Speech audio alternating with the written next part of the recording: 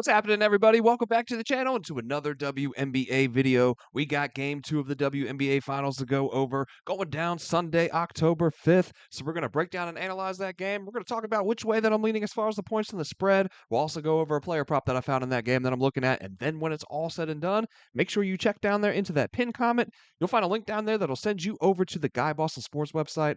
That's where all of my final plays for this game is going to live for free. Before we dive into this game, let's go ahead and jump over there to the website and recap our plays from game one. Let's see what we put in for that one and how it ended up going down. We opened up these finals pretty good, man. 2-0. We took the Mercury and the Aces total over 159.5. That was a cash. And then we took the Aces on the money line as well. They come back in the fourth quarter, and we get the cash there also. So a nice start to these finals, man. Been on a nice little run going through the semifinals now into these finals. Let's have ourselves a good game too as well. Let's see what kind of value we can find on the board for this game tonight. Smash that like button down there for me if you can, guys, and hit subscribe if you have not already. Let's go ahead and dive into the mix. This one going to be tipping off at 3 p.m. Got an Sunday afternoon game here. Aces favored by 2.5. The total sitting at 164.5. And man, what a game one, right?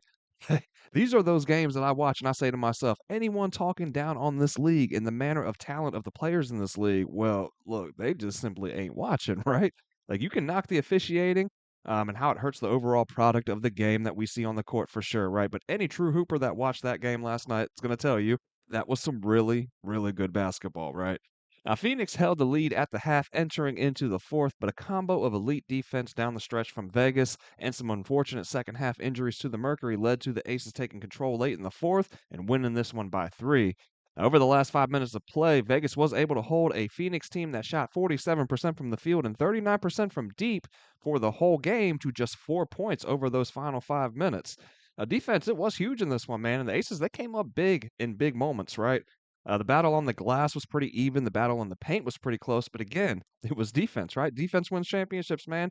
The Aces forced 14 turnovers from Phoenix while giving it up just 7 times themselves. Vegas outscored the Mercury in points off of those turnovers 20-10.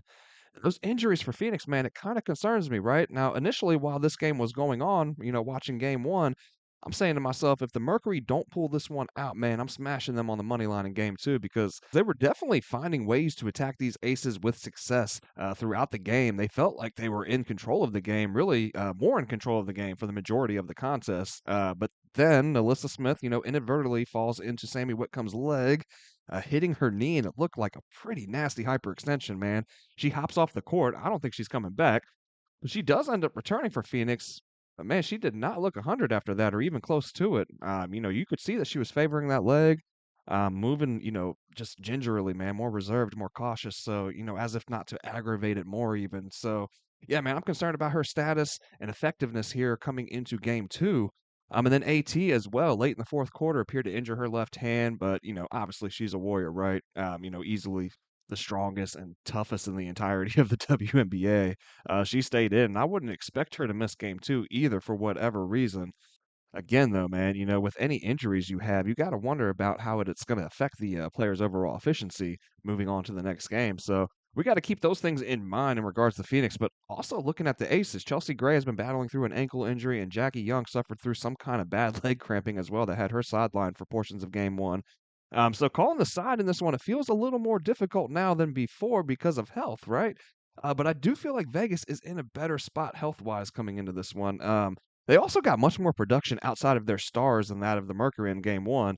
You saw AT, Ka, Sabali, they put up 55 of the 86 Mercury points, only 31 from the rest of the squad, and just 16 points off of the bench on 26% shooting from the field, 23% shooting from three. The Aces, they got 39 points from their big three, led by Asia.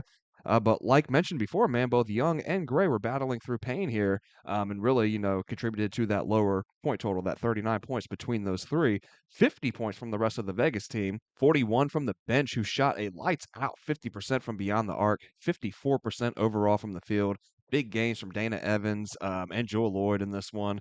Despite all that, though, despite the injury suffered in the process as well, Phoenix, they were right there in that contest, right? They had the ball with timeouts in their pockets still with 13 seconds to play, down three, and they just kind of looked a little disjointed there on that last sequence.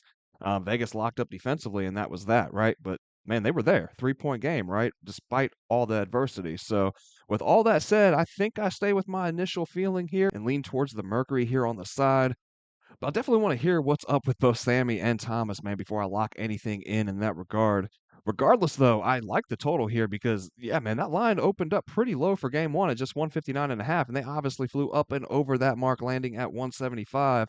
And I think, the books have kind of over adjusted here with this 164.5.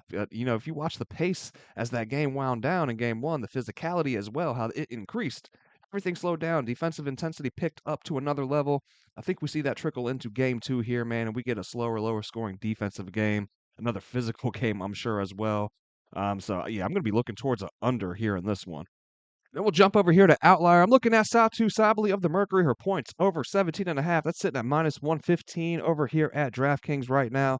If we look at her in her last 5 games, she's hitting this at an 80% rate. 4 games in a row, she has gone up and over that mark. And looking at her head-to-head against the Aces as well, she's had a lot of success, right? 5 out of the last 7 times she's played them, 71%. Now, she's split in the last 4 this season. 3 out of the 5 as a whole on the year, coming off a 19-point game here in game one, though.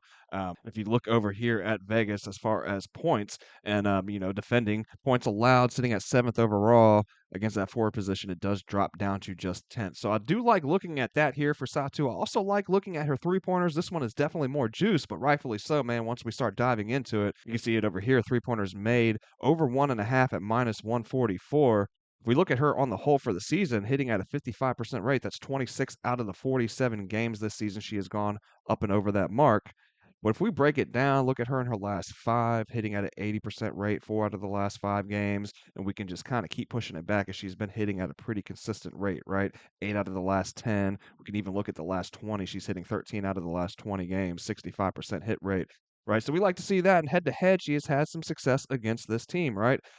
Especially beyond the arc, we can see that she has kind of crushed this mark in a handful of these games, right? Averaging just under 3 3-pointers made per game. Only one time has she gone underneath that mark, hitting 1 3-pointer. And you look down here at her attempts, she's putting them up, man. No less than 5 attempts. And that was only one game, right? This is on the season this year. 8 attempts, 5, and then 7 the rest of the way. So she's definitely getting her looks up. She's a huge mismatch for this Vegas defense, man. We talked about that in our video for game one as well. So I like to see that, man. We look at this insight from Outlier as well. She has exceeded this mark in 8 of her last 10 games on the road as well. So a lot of things playing into our favor here. We can see that, the Aces are, they're not a bad team defensively. We've already talked about that, sitting at 4th in terms of 3-pointers made overall. But looking at that forward position, it does get a little bit more middle of the pack, sitting at 8th, playing into our favor here as well. So I think I like this one a little bit more than points, but obviously it is a little bit more juice. So I wanted to give you guys that option as well. If you didn't want to pay that juice, I definitely like her points as well. That is going to wrap us up here for another episode, guys. I hope you enjoyed this video. Hope you found the content helpful and useful. And if you did, please don't forget to smash that like button on your way out. Hit subscribe if you have not already. And that is going to wrap us up, man. I hope you guys all have yourselves a great night. Hope you guys enjoy game 2 and cash out.